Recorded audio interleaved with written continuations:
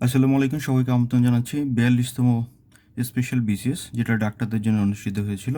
তার গণিত অংশের সমাধান প্রথমেই অঙ্ক নম্বর 8 দিয়ে শুরু হবে। প্রথমে আছে যে প্রবাবিলিটি অফ এ হচ্ছে 1/3, প্রবাবিলিটি বি হচ্ছে 2/3, অ্যান্ড এ ও বি ইন্ডিপেন্ডেন্ট, স্বাধীন হলে প্রবাবিলিটি অফ বি বাদ এ কত।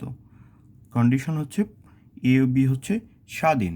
এ ও বি যদি স্বাধীন হয় তাহলে প্রবাবিলিটি অফ বি বাদ এ এর ফর্মুলা হচ্ছে প্রবাবিলিটি অফ বি, এবং সেটার ভ্যালু এখানে দেয়া আছে। সেটার ভ্যালু হচ্ছে 2/3। যদি স্বাধীন না বলা হতো তাহলে অন্য ফর্মুলা ছিল, সেটা আপনারা শিখে নেবেন। সো এই প্রশ্নের উত্তর হবে 2/3। পরের প্রশ্নে বলা আছে যে ধারার অঙ্ক যে 5 + 8 + 11 + 14 হলে ধারাটির কততম পদ 302। কততম পদ? তো আমরা জানি যে কোনো ধারার এনতম পদের ফর্মুলা, যেহেতু একটি সমান্তর ধারা, এনতম পদের ফর্মুলা হচ্ছে a + n-1 * d। এখন এই এনতম পদ যেটা, সেটা হচ্ছে কততম পদ 302। এখানে এনতম পদ হচ্ছে 302 এবং কততম পদ সেটা হচ্ছে n। এবং আপনারা জানেন যে এখানে এর ভ্যালু হচ্ছে 5 অ্যান্ড n এর ভ্যালু আমাদের বের করতে হবে, আর d এর ভ্যালু হচ্ছে 8 - 5। মানে হচ্ছে যে দ্বিতীয় পদ থেকে প্রথম পদে যে ডিস্টেন্স, সেটা হচ্ছে গিয়ে 3। That means 5 + n-1 * 3। এখন এটাকে যদি আমরা সলভ করি তাহলে আমরা ভ্যালু পেয়ে যাব। তো সেক্ষেত্রে আমরা এভাবে লিখতে পারি 5 + 3n - 3। দ্যাট মিনস আমরা লিখতে পারি 2 + 3n। আমরা লিখতে পারি 3n = 300।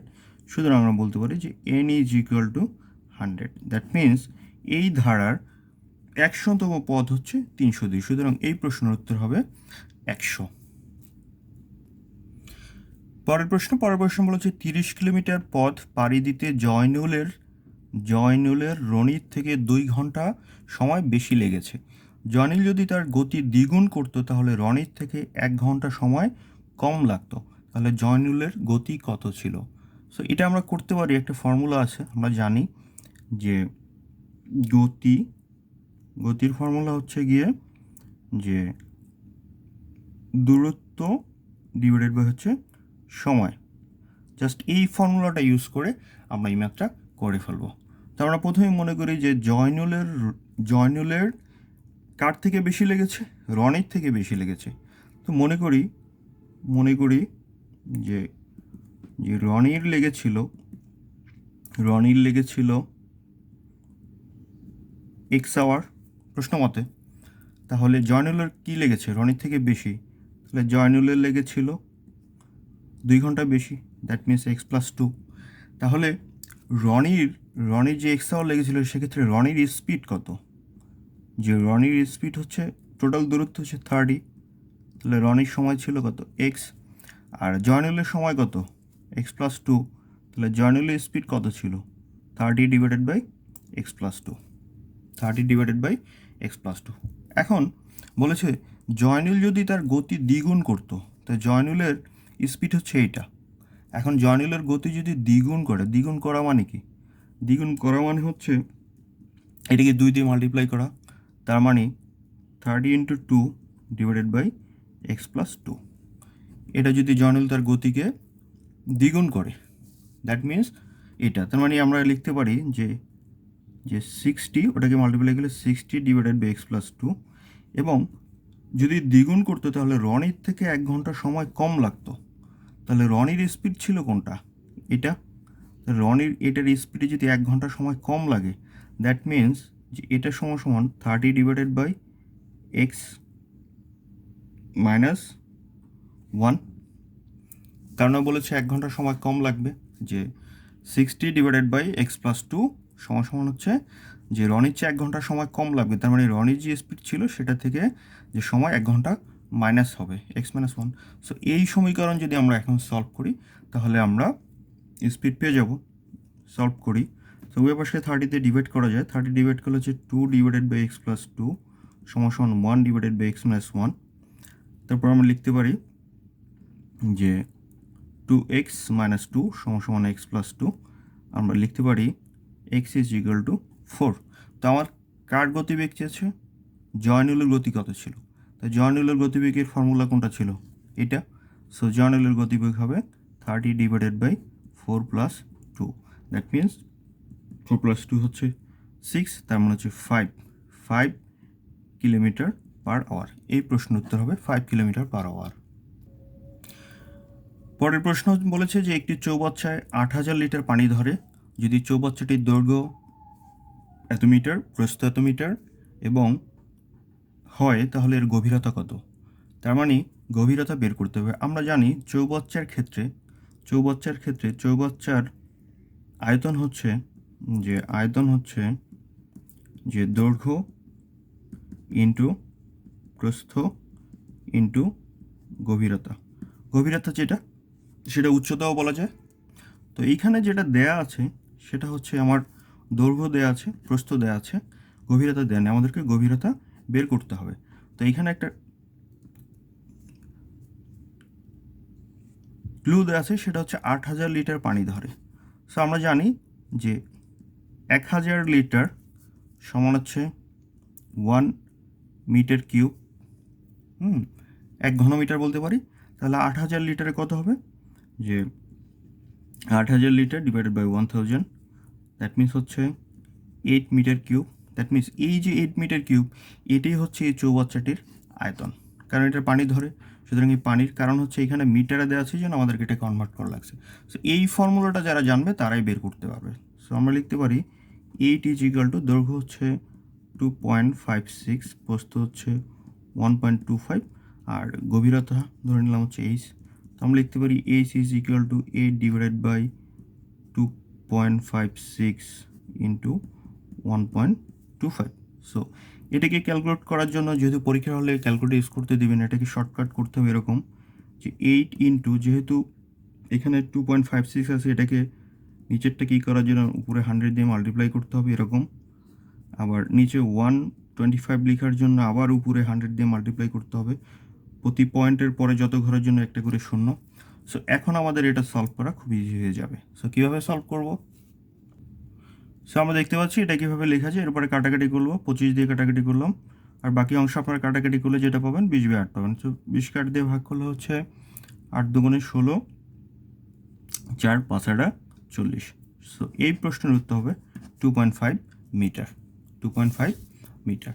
পরের প্রশ্ন বলেছে নিচের ধারার শেষ সংখ্যা কত? এটা দেখুন, এখানে 3, তারপরে হচ্ছে 9, তারপরে 27, 81। তার মানে এখানে 3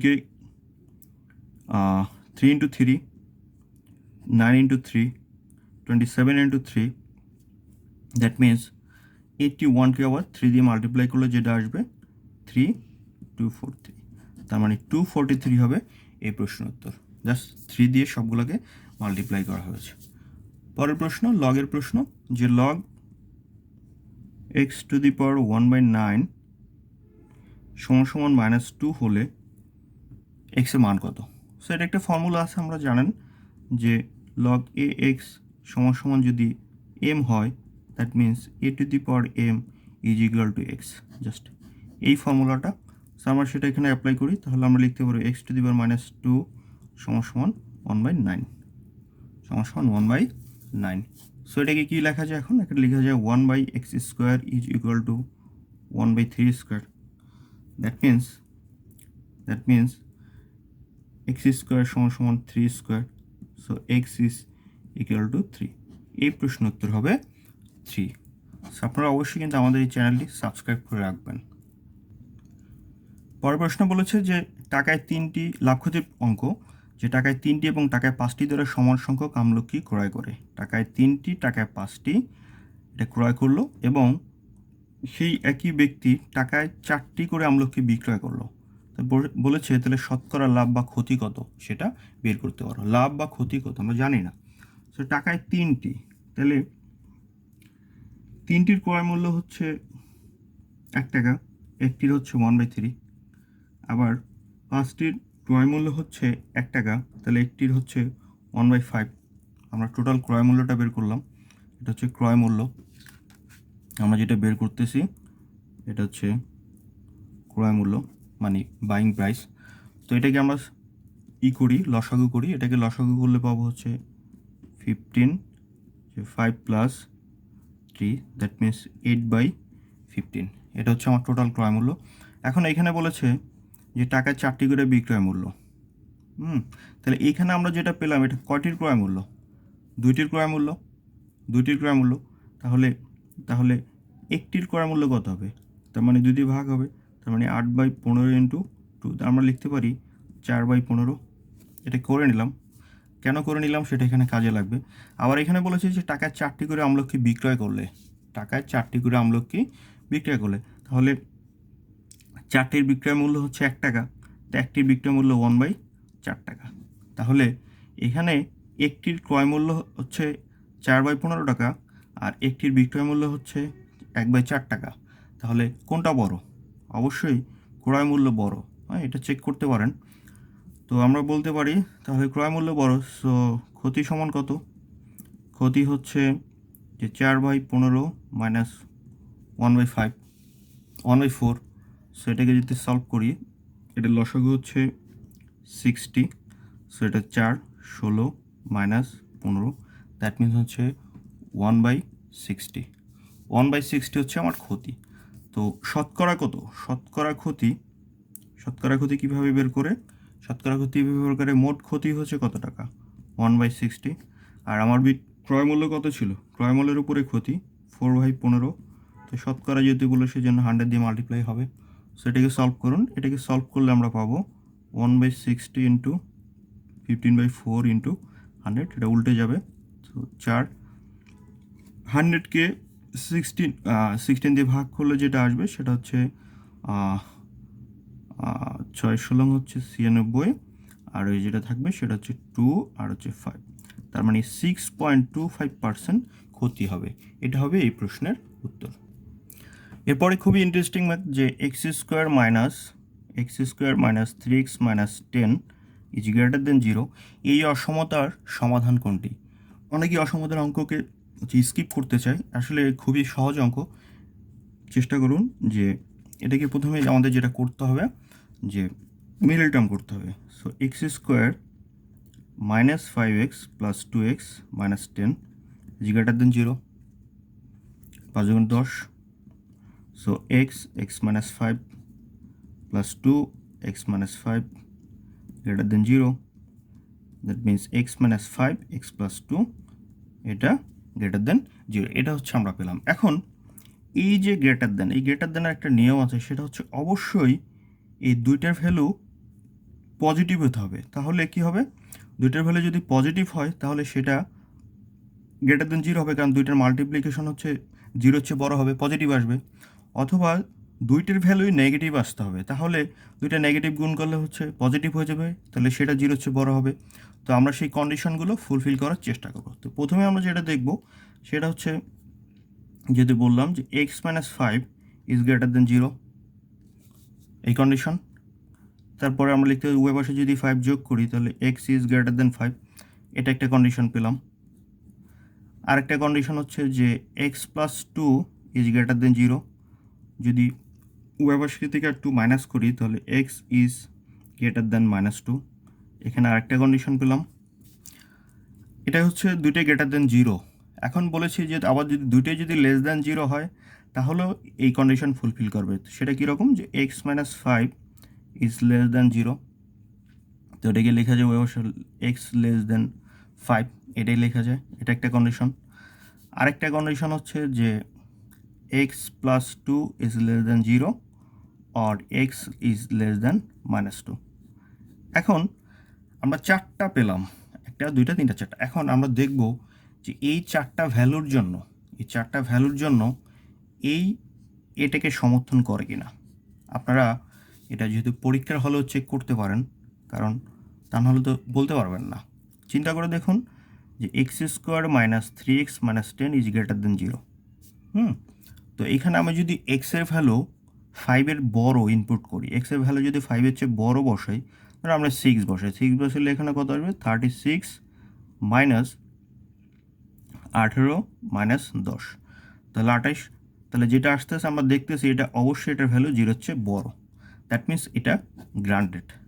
এখন দেখি এইটা x-5, x is less than 5, x is less than 5 যদি ইনপুট করি, suppose x is less than 5, 4 input করি, যদি 4 ইনপুট করি তাহলে কত আসবে? তাহলে এখানে 16 মাইনাস 12 মাইনাস 10, আমরা দেখতে পাচ্ছি 16 মাইনাস 12, তো এখানে হচ্ছে -4 প্লাস 4 10, তার মানে এটা লেস দ্যান 0 হয়ে যাচ্ছে, তার মানে আমার এই কন্ডিশনকে ফুলফিল করতে চাই, সুতরাং আমরা এটা নিতে পারবো না। সো এইখানে যেটা সেটা হচ্ছে এক্স ইজ গ্রেটার দ্যান 5, যেটা এটা এক্সের মান যত বড় নিব তত এটা ফুলফিল করবে, সুতরাং এটার ক্ষেত্রে আমরা বলতে পারি যে যে এক্সের ভ্যালু যেটা যে +5, এটা থেকে +∞ যত দূর যায় কোনো সমস্যা নাই, এটা নেওয়া যাবে, কন্ডিশন ফুলফিল করতেছে। এরপর আবার আসি এটা যে x is greater than -2, x is greater than -2 মানে কি? এক্স আবার -2 হচ্ছে বড়, তো -2 হচ্ছে বড় যদি হয়, সাপোজ -1, তাহলে -1 নেই, তাহলে -1কে যদি লিখি তাহলে আসে হচ্ছে 1, আর এটা হয়ে যাবে কত? -1 লিখলে হচ্ছে 3 - 10, তাহলে সেটা কি ফুলফিল করতেছে? সেটা কি গ্রেটার দেন 0 হচ্ছে না, সেটা লেস দেন হচ্ছে, সুতরাং এটাও নেওয়া যাবে না, এটা নেওয়া যাবে না। তারপর আসি এটায় এক্স ইজ লেস দেন -2, তো এক্সের মান হচ্ছে -2 হচ্ছে ছোট, তো -2 হচ্ছে ছোট মানে কত? -3, তাহলে -3 বসিয়ে দেখি, যে -3 বসালে হচ্ছে 9 + 9 - 10 18, অবশ্যই সেটা বড়, সুতরাং এটা ফুলফিল করতেছে। দ্যাট মিনস এক্সের মান -2 হচ্ছে ছোট, তাহলে -2 হচ্ছে কত ছোট? আমি যত ইচ্ছা নিতে পারবো, তাহলে এক্সের মান -2 হচ্ছে ছোট, তার মানে -2 আর -∞, এটা এত দূর পর্যন্ত নেওয়া যাবে, সুতরাং এইটার যে সমাধান সেটা হবে এরকম যে -2, -∞, কারণ -2 থেকে -∞ পর্যন্ত নেওয়া যাবে, আবার +5 থেকে +∞ পর্যন্ত নেওয়া যাবে, সুতরাং এটার যে সমাধান সেটা হবে এটা। পরের ম্যাথ বলেছে সেকে প্লাস 10 এর সমান হচ্ছে 5/2, তাহলে বলেছে সেকে -10 কত? এটা যারা ফর্মুলা জানে, যারা যে সেকে স্কোয়ার এ মাইনাস 10 স্কোয়ার এ এর ভ্যালু হচ্ছে 1, এটা একটা ফর্মুলা, যেমন সাইন স্কোয়ার এ প্লাস কজ স্কোয়ার হচ্ছে 1, এরকম একটা ফর্মুলা এটা। সো এটাকে লেখা যায় A square minus B square formula আছে যে A plus B into A minus B সমান 1। সো এ প্লাস বি এর যে ভ্যালু এটা দেয়া আছে, দেখুন যে 5/2, তা 5/2 ইন্টু সেকে -10 সমান কত? 1, তো এটাকে উল্টে দিলেই হবে, ওই পাশে নিয়ে গেলে ভাগ হয়ে যাবে, সেকে -10 সমান 5/2 উল্টে হয়ে যাবে 2/5, সুতরাং এই প্রশ্নের উত্তর হবে 2/5। সুতরাং যদি যদি পরীক্ষার হলে আমার সূত্র মনে নেয় যে sec square minus tan square না tan square minus sec square, সেক্ষেত্রে আমরা যেটা করব যে সেকে প্লাস 10 সমান 5/2, আমরা যেটা করব যে উপরে নিচে যেহেতু আমাদের একটা ভ্যালু দেয়া আছে, সরি না, সেকে -10 এটার ভ্যালু তো আমাদের বের করতে হবে, তাই না?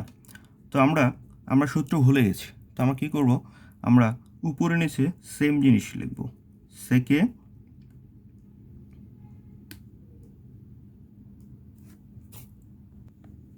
আমি চলে যাচ্ছি পরের ম্যাথে যে 1 থেকে 49 পর্যন্ত সংখ্যাগুলোর গড় কত। তাহলে এখানে আমার প্রথম পদ হচ্ছে 1 আর শেষ পদ হচ্ছে 49, এই সংখ্যাগুলোর গড় বের করার ফর্মুলা হচ্ছে প্রথম পদ যোগ শেষ পদ /2, দ্যাট মিনস 50/2 সমান হচ্ছে 25, এই 25 হবে এই প্রশ্নের উত্তর। এটা কিন্তু বলে নাই যে এই সংখ্যাগুলোর যোগফল কত, যদি যোগফল বলতো তাহলে যে এই ফর্মুলা ইউজ করা হতো n × n + 1 / 2, হ্যাঁ, অনেকে ভুলে কিন্তু এই ফর্মুলা দিয়ে অ্যাপ্লাই করার চেষ্টা করবে না। এই পরের ম্যাথ বলছে আপনার মোবাইল ফোনের মাসিক বিল এসেছে 420 টাকা, হ্যাঁ 420 টাকা বিল এসেছে, এখন 1 বছর পর 10% বৃদ্ধি পায় এবং আরও 6 মাস পর 20% বৃদ্ধি পায়, তাহলে 18 মাস পরে আপনার বিল কত হবে? তাহলে মাসিক বিল এসেছে 420 টাকা, তাহলে 1 বছর পরে 10% বৃদ্ধি পায়, 10% বৃদ্ধি পায় হচ্ছে যদি 100 টাকা থাকতো তাহলে সেখান থেকে 110 টাকা হইতো। এখন এরপরে আবার 6 মাস পরে সেটা হয়ে যায় 20% বৃদ্ধি পায়, তার মানে 120 টাকা হয়ে যায়। এরকম একটা অবস্থা। সো এইটাকে সলভ করলে আমরা পেয়ে যাবো। আমরা অন্যভাবে করতে পারতাম ঐকিক নিয়ম করে, যে 420 টাকা হলে কত আসতো, আবার সেটাকে হচ্ছে 120 টাকা দিয়ে বের করতে পারতাম। সো এত কঠিন করার দরকার নেই, আমরা নর্মালি করি। সো এটাকে সলভ করলে আমরা যেটা পাবো যে 554.4, এটাকে সলভ করলে আমরা এটা পাবো। কাটাকাটি করে এভাবে আমরা করে ফেলতে পারবো। ঠিক আছে, এরপর গুণ করে ভাগ করে দিলেই হবে। পরের প্রশ্ন বলেছে যে একটি বর্গক্ষেত্রের এক বাহু অপর একটি বর্গক্ষেত্রের পরিসীমার সমান, একটার এক বাহু আর একটার পরিসীমার সমান। তার মানে ছোট বর্গক্ষেত্র একটা, সেটা যদি বর্গক্ষেত্র 4 বাহুর সমান যদি এরকম হয় এটা, তাহলে বর্গক্ষেত্রে এটার পরিসীমা কত? 4a, যার এক বাহু হচ্ছে এ আর পরিসীমা হচ্ছে 4a। এখন বলেছে এই পরিসীমার সমান হচ্ছে আর একটা বর্গক্ষেত্র, তার মানে হচ্ছে বড় একটা বর্গক্ষেত্র। হ্যাঁ, এরকম একটা বর্গক্ষেত্র যেটার প্রতিবাহুর দৈর্ঘ্য হচ্ছে 4a, প্রতিবাহুর দৈর্ঘ্য হচ্ছে 4a, মানে এটার পরিসীমার সমান এটার এক বাহু। এখন বলেছে বর্গক্ষেত্রের দুটি কর্ণের অনুপাত কত। তার মানে প্রথমে খেয়াল রাখতে হবে, প্রথমে কিন্তু বড়টার কথা বলা হয়েছে, পরে ছোটটার কথা বলা হয়েছে। তাহলে কর্ণের দৈর্ঘ্য, তাহলে আমরা জানি বর্গের কর্ণের দৈর্ঘ্যের সূত্র হচ্ছে √2 ইন্টু এক বাহু। তাহলে এইখানে √2 ইন্টু এক বাহু কত? 4a, আর এইখানে কর্ণের দৈর্ঘ্য কত হবে? √2 ইন্টু a।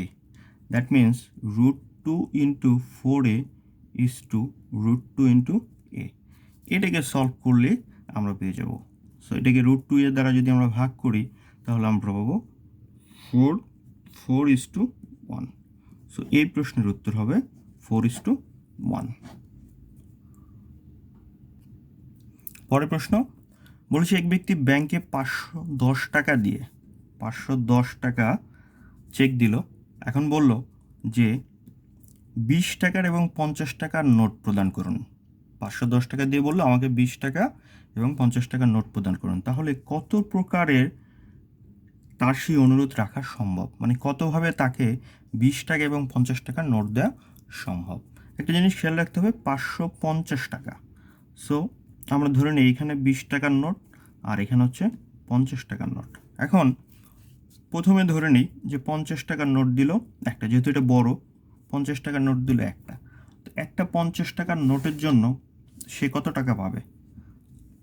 510 টাকার থেকে 50 টাকা বিয়োগ হবে, তাহলে 0, 6, 460। 460 টাকা পাবে হচ্ছে সে এটার জন্য। 50 টাকার জন্য সে একটা পাবে, আর 20 টাকার নোট পাবে। তাহলে কয়টা? 460কে যদি 20 দিয়ে ভাগ করি তাহলে পাবে হচ্ছে 23খানা 20 টাকার নোট। হ্যাঁ, 23খানা 20 টাকার নোটে হয়ে যাবে 460 টাকা, আর 50 টাকার নোট পাবে একটা। এখন এটা প্রথম উপায় গেল। এর পরের বার যদি সে 50 টাকার নোট 2টা নেয় তাহলে কত হবে? 100 টাকা। তাহলে 510-এর থেকে যদি 100 বিয়োগ করি তাহলে থাকবে 410 টাকা। 410কে 20 দিয়ে ভাগ করা যায় না, সুতরাং 50 টাকার নোট সে 2টা নিতে পারবে না, তাকে আবার 50 টাকার নোট 3টা নিতে হবে। তো 3টা 50 টাকা নেওয়ার জন্য সে পাবে কয় টাকা? 150 টাকা। দ্যাট মিন্স তখন 20 টাকার নোট হয়ে যাবে 5টা। তাহলে 50 টাকা কয়টা বাড়ছে? তাহলে যখন সে 50 টাকার নোট 3টা নিবে, তার মানে এখান থেকে 100 টাকা বেড়েছে, তার মানে 5টা 20 টাকার নোট কমে যাবে, 18টা 20 টাকার নোট পাবে। তাহলে 4টাও নিতে পারবে না, কারণ 4টা হলে হবে না। 4টা 50 টাকা, 200 টাকা, 210 টাকাকে 20 দিয়ে ভাগ করা যায় না, আগেই বলেছি। তারপরে সে নেবে আবার 5টা, তাহলে 50 টাকা নিলে তার যাবে হচ্ছে 5 50 250। তাহলে এখান থেকে আরও 5টা 20 টাকার নোট কমে যাবে, তার মানে হচ্ছে 13টা। এরপরে সে 50 টাকার নোট দিবে আবার 60টা, তাহলে এখান থেকে আরও 5টা কমে যাবে, তাহলে হয়ে যাবে 8টা। এরপর সে 50 টাকার নোট নেবে হচ্ছে 9টা, তাহলে সেখানে হয়ে যাবে 20 টাকার নোট হয়ে যাবে 3টা। এখন 50 টাকার নোট যদি 10টা নেয় তাহলে 500 টাকা হয়ে যায়, সেক্ষেত্রে তার 20 টাকার নোট নেওয়ার সুযোগ থাকে না, সুতরাং এখানেই শেষ। তার মানে সে কত উপায় নিতে পারলো? 1টা 2টা 3টা 4টা 5টা, সুতরাং এই প্রশ্নের উত্তর হবে 5। ঠিক আছে। এরপরে একটা মেন্টাল অ্যাবিলিটির ম্যাথ, নিচের প্রশ্নবোধক স্থানে কোনটি বসবে? যে 15/a এটা একটা, g/21 এটা একটা, আরটা বলছে যে 28/n। তাহলে পরেরটা কি হবে? সিকোয়েন্সটা খেয়াল করুন, 15 থেকে 21, 21 থেকে 20, বেড়েছে কত? 15 থেকে 21, 6 বেড়েছে, 21 থেকে 7 বেড়েছে। খেয়াল করুন 15 থেকে 21, তাহলে বাড়লো কত? 6। আবার 21 থেকে 28 বাড়লো কত? 7। তাহলে পরেরটা কত বাড়বে? 8, 6, 7, 8 বাড়বে। তাহলে 8 বাড়লে 28-এর সাথে 8 যোগ করলে হচ্ছে 36। এখন এবারে এদিকে খেয়াল করুন, এ থেকে গেছে জিতে, সো ABCDEFG। আবার জি থেকে আসছে এনে, GHIJKLMNON। তারপর এন থেকে তাহলে কততে যাবে? এখানে বাড়লো কটা? সো এই সিকোয়েন্স যদি খেয়াল করি তাহলে এখানে চলে যাবে সে ভিতে। সুতরাং এই প্রশ্নের উত্তর হবে V/36। ওকে, পরের ম্যাথ খুবই সিম্পল ম্যাথ, যে বলেছে